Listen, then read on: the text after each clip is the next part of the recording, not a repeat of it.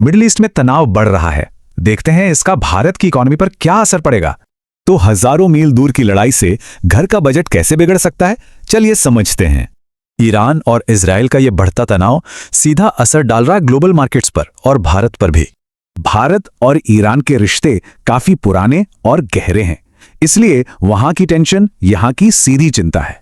यह रिश्ता दशकों पुराना है, जिसकी नींव डिप्लोमैटिक संबंधों और अहम ट्रेड पार्टनरशिप पर टिकी है।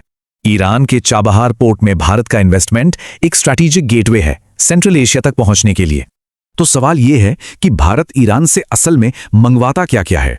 क्रूड ऑयल से लेकर ड्राई फ्रूट्स तक ये वो जरूरी चीजें हैं जिन पर अब खतरा मंडरा रहा है।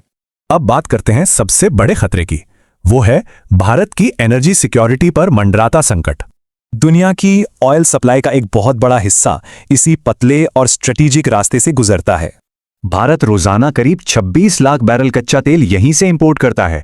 रोजाना सोचिए, भारत के टोटल मंथली ऑयल इंपोर्ट का लगभग 50% इसी एक रास्ते पर डिपेंडेंट है।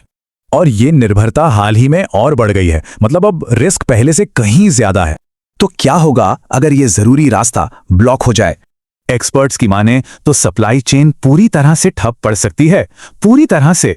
देखिए, होता यह है कि खतरा बढ़ते ही शिपिंग और इंश्योरेंस कॉस्ट आसमान छूने लगती है। तो इसका सीधा असर आम आदमी की जेब पर कैसे और कितना पड़ता है? इसका असर हर जगह दिखेगा, पेट्रोल डीजल से लेकर किचन के गैस और खाने पीने के सामान तक। सिंपल है, जब फ्यूल महंगा होता है तो हर चीज को बनाने और ट्रांसपोर्ट करने का खर्चा बढ़ जाता है। और इसी चेन रिएक्शन का नतीजा होता है महंगाई, जो हमारी रोजमर्रा की जिंदगी को और मुश्किल बनाती है। तो ये पूरा मामला दिखाता है कि कैसे ग्लोबल पॉलिटिक्स और हमारी पर्सनल फाइनेंस आपस में जुड़े हुए हैं।